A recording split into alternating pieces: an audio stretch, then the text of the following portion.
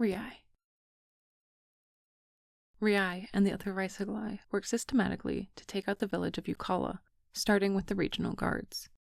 Soundlessly, Riai skirted around the desert sands in the darkness. The guards took no notice, blinded by their roaring fire's small circle of light. The Raisaglai worked together, guided by their sense, instructing one another of the other's positions and whether to move up or retreat. With another 2 Raisaglai, Riai snuck behind the guard's post. The sentinels had been on edge. Alfor released the scent to go, and the 3 of them moved in unison. Riai dug their claws into the skin around a guard's mouth.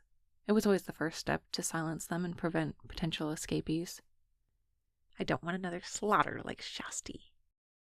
Riai's other set of claws restrained the man's chest, forcing air out of his lungs to prevent a scream. Riai braced the man against their own body, as did the other Raisaglai with the other 2 guards. The guards' struggles were thus in vain. Riai sucked the man's blood until he became unable to put up a fight. Riai delighted in the success and eagerly monitored for the slowing of the pulse. Riai continued to drain the man until he collapsed into Riai's grip. Once the others finished with theirs, they each carried their catch to a barred wagon. With the first 3 secured, Riai released the signal for the rest to proceed. From there, the Raisaglai targeted those who the scouts had seen carrying weapons into their homes. Then they would drain the rest of the normals, and then the olds. They were usually full by the time they had depleted the olds, but they would drain the seedlings too, just to quiet the screaming. Riai nodded to Sa, who guarded the first of the barred wagons, and set out again. Riai broke into house after house with the rest of the band. If done properly, they would drain the whole town without a single altercation. Riai had a feeling this would be one of those nights. The more they practiced, the better they moved as part of the hive mind their ancestors had evolutionarily developed. Riai derived pleasure when meals rose from sleep, just to realize they were too drained to do anything about it. They would struggle or attempt to scream, but it would do no good. They were already being taken away. Riai could not believe how lucky their band had been. Even with the additional human forces, they regularly evaded them. Riai owed Kreskel an apology for doubting their strategy, but that would come later. For now, Riai savored the hunt.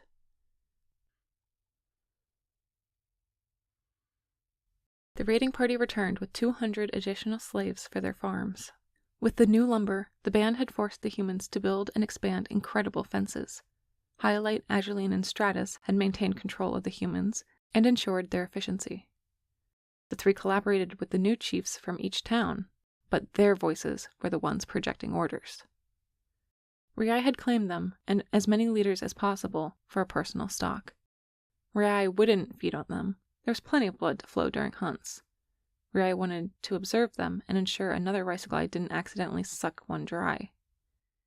If the humans revolted in unison, that might be the only way they could escape.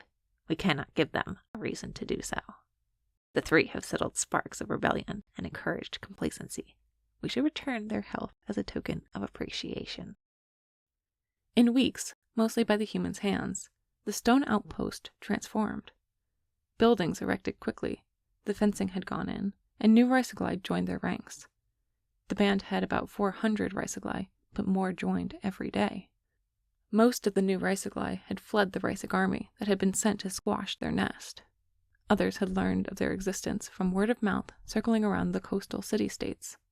New Raisaglai had also been bred. Kreskel and Gragon both had spawned younglings that eagerly learned the ways of the world, even if they weren't fully versed in the language.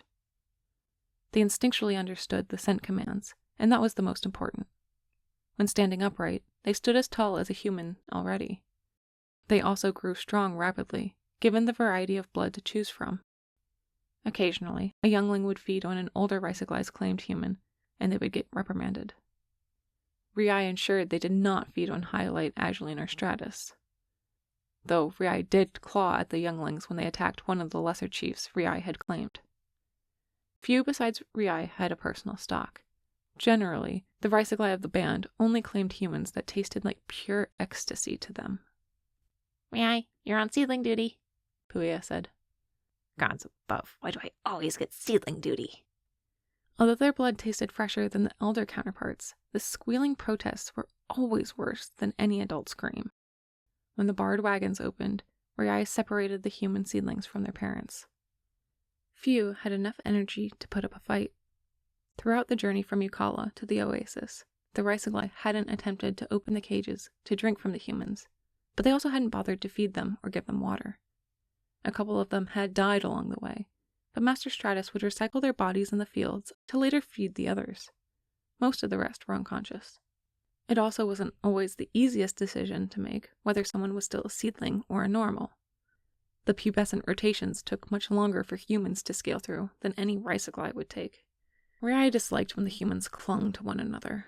It wasn't intuitive how much strength was required to remove them without ripping their arms off. Carefully, Riai yanked the seedlings from their parents' arms. The squirming seedlings were much more likely to let go after Riai's claws broke their skin. It became a useful tactic. Afterwards, Riai sought out Kreskel in the band's operations control building. Kreskel quibbled with Puya and Raka when Riai entered. Gregon seemed to be ignoring their bickering while looking over a map pinned to the wall. Kreskel wants to go to Pavgard next, Raka said. We disagree. We want to do Crusade, one of the last of the northern region's towns. There's only 2 left, and we should avoid raiding so far south to evade traveling troops marching up from Hisove. It's too dangerous now. The humans are likely to gather the mass of their forces soon. We don't want to be overextended when they strike. We want to use the other humans to our advantage. They can be our protective shield against their magic wielders. I'm confident that the troops will be out west toward Rakasiv, and thus in a better position to defend Crusade. They'll have no idea we're there. They'll not find us even if they do learn of our actions. And if they try to blockade the border, they won't make it in time. We have a wide opening. Our scouts haven't yet reported any sign of the full might of the humans' forces nearing the northern kingdoms yet. So we only need to concern ourselves with the pathetic tatters of the Sovani regional army, Kreskel said. We just have to avoid them when we go raiding. Riai, what do you think? Raka sounded expectant. Kreskel's a genius strategist. I had my doubts, but look where the band is now. Well on its way to becoming a formidable clan. I believe in Kreskel's judgment and keen mind. But it won't stay like this forever. The humans will adapt and send their magicians. Raka released a bitter, exasperated scent. And Pavgard is closer to Hisove, the main hub of Sylvain's mages. I know, but the band will be fine. Even if the human soldiers are marching north, they couldn't reach us. Humans may be able to send messages quickly, but they travel slowly.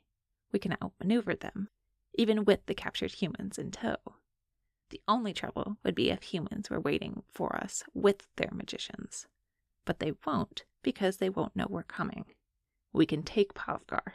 After that, we'll have to regroup and see what the scouts have said, if there are any updates. Puya teetered on the decision. Raka curled their claws into a ball. Riai, when did you switch to Kreskel's side? There are no sides here. Only what makes the most sense for our communal benefit. Riai leaned sharp claws against the center planning table. Even without releasing a scent, Riai knew Raka was irritated. But to conclude the matter, Gregon turned to the group and said, We will strike